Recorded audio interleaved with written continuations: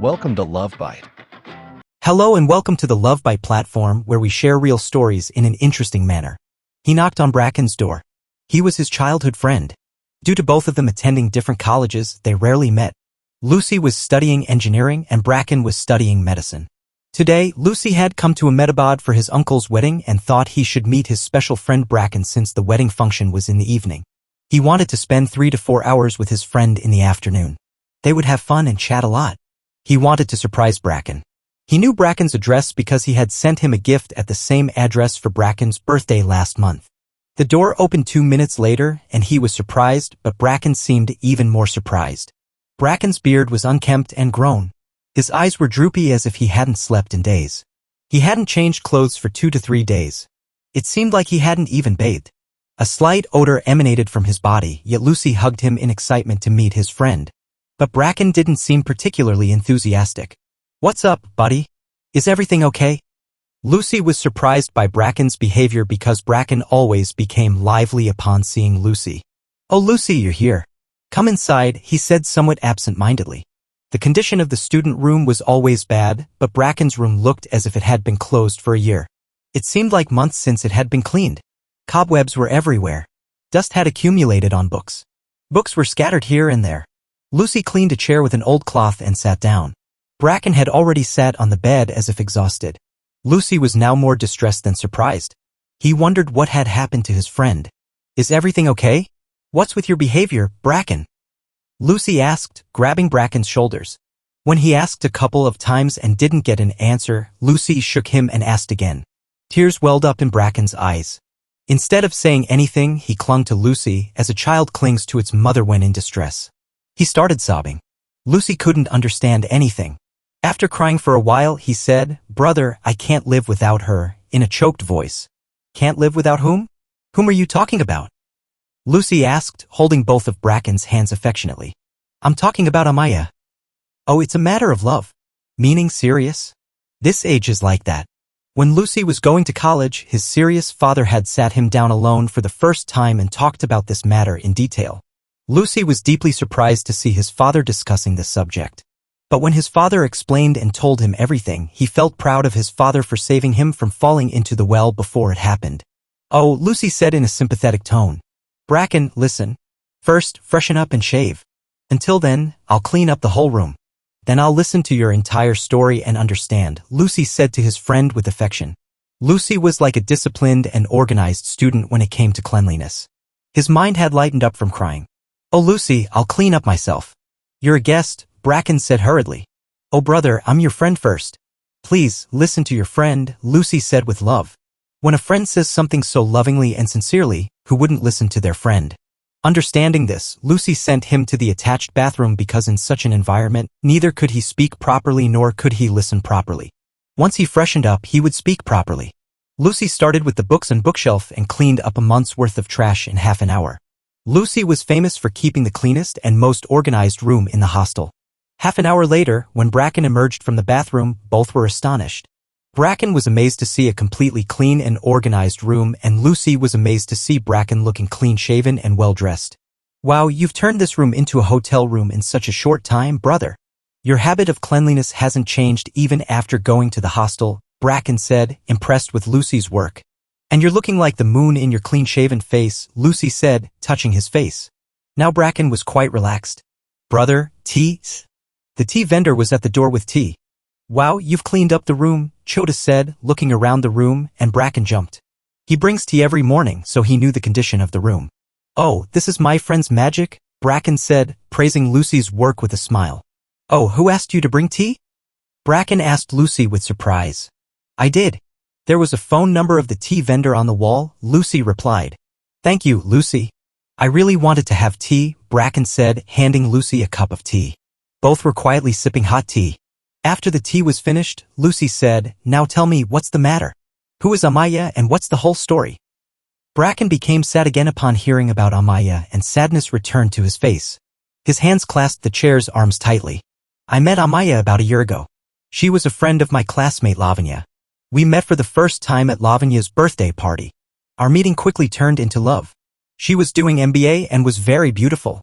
I couldn't even imagine why, out of all the girls I was friends with in college, I liked Amiya the most. I fell in love with her. Perhaps it was a trick of time. We met almost every day. Even during my final MBBS exams, I was deeply engrossed in my love for her. She was also deeply immersed in my love. I used to think that love is something made up in movies and stories. Something that authors present by exaggerating. But now my situation has become exactly like that of Ranja and Majnu.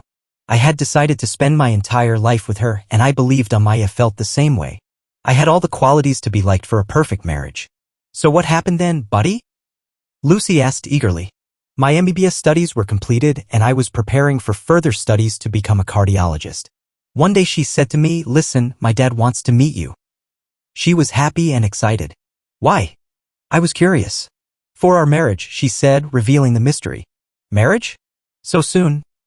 I said in surprise. I wanted Amiya, but I hadn't even thought about marriage yet. Yes, my grandfather insists that we get married soon. Amiya explained the reason for the haste in marriage, and she was speaking calmly, so it seemed she had no objection to getting married soon. It's a very serious matter, Amiya. We're both still studying, I said nervously. Yes, Bracken.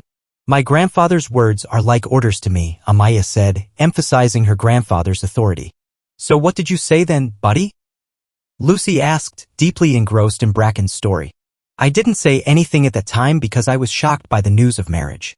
When I said nothing, she took it as a yes, Bracken said, his voice trembling. What?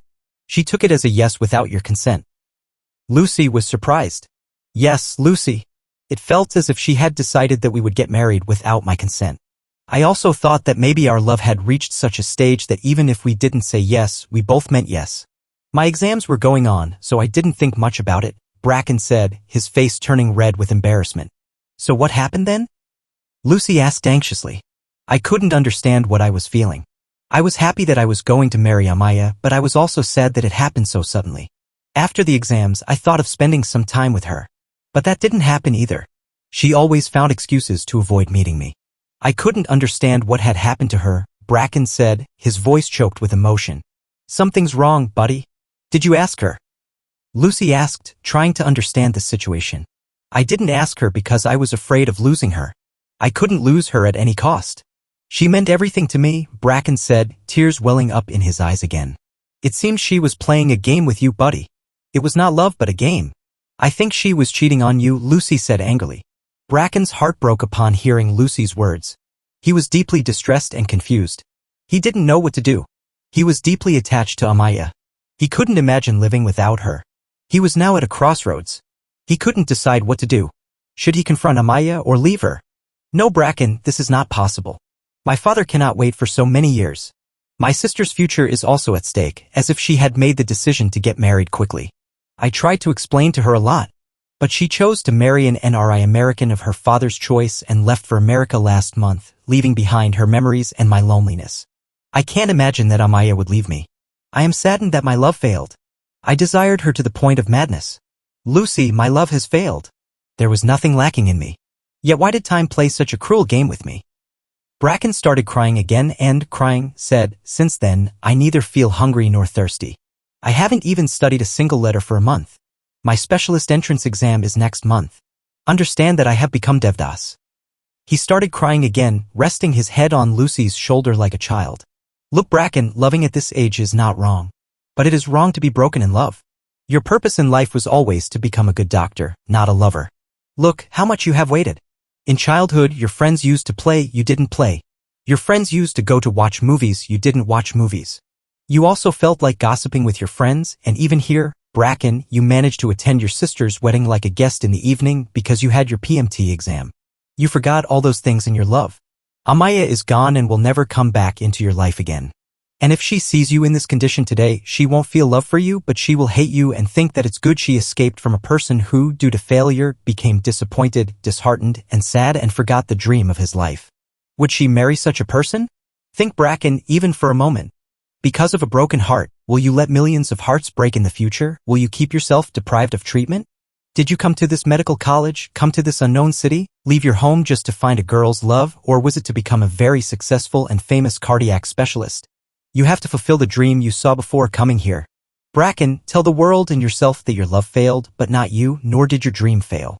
And you will have to prove this yourself, Lucy explained to him. You are right, Lucy. My goal, my dream, is not to become a successful lover, but to become a good doctor.